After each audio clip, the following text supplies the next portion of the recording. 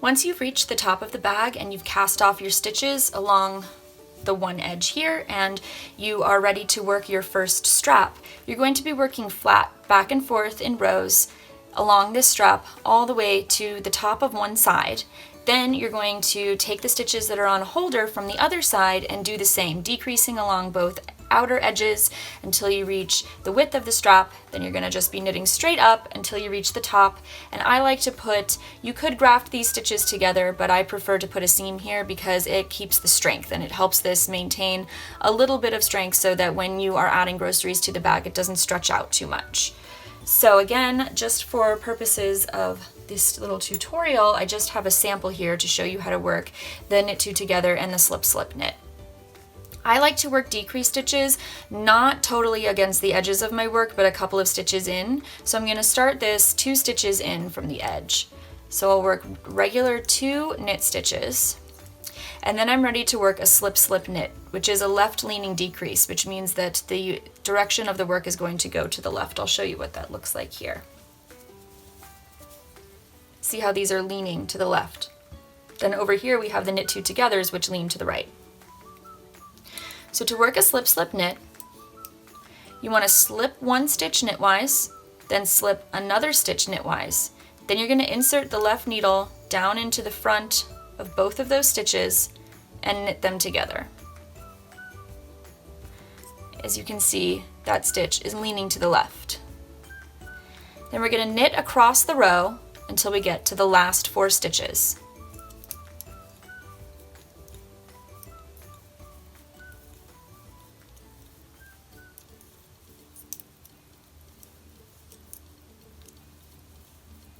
One, two, three, 4.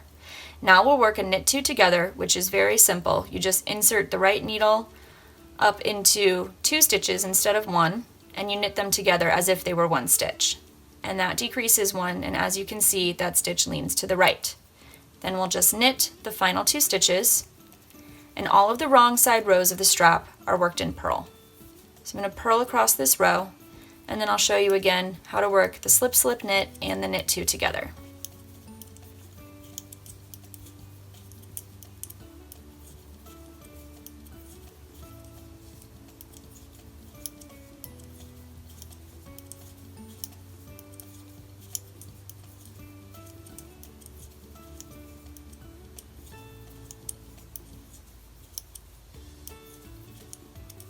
Okay. So again, in order to not work those decreases right along the edge, I'm going to knit 2 stitches regularly. And now I'll work my slip slip knit, which is slip 1 knitwise, slip another 1 knitwise, insert that left needle down into the tops of those 2 stitches at the same time and knit them together. Again, a left leaning decrease. Then we'll knit across to the last 4 stitches.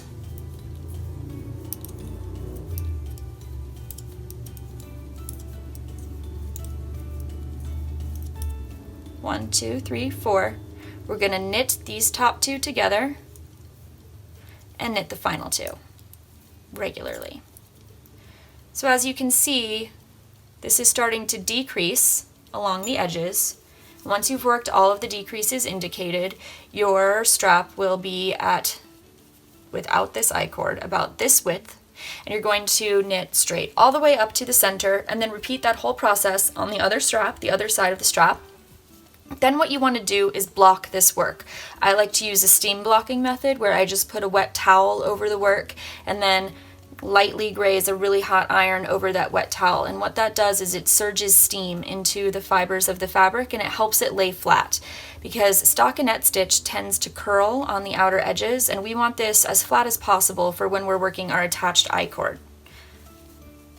So finish up all that work and meet me back for the final video where I'll show you how to put the attached I-cord around the other side of the strap.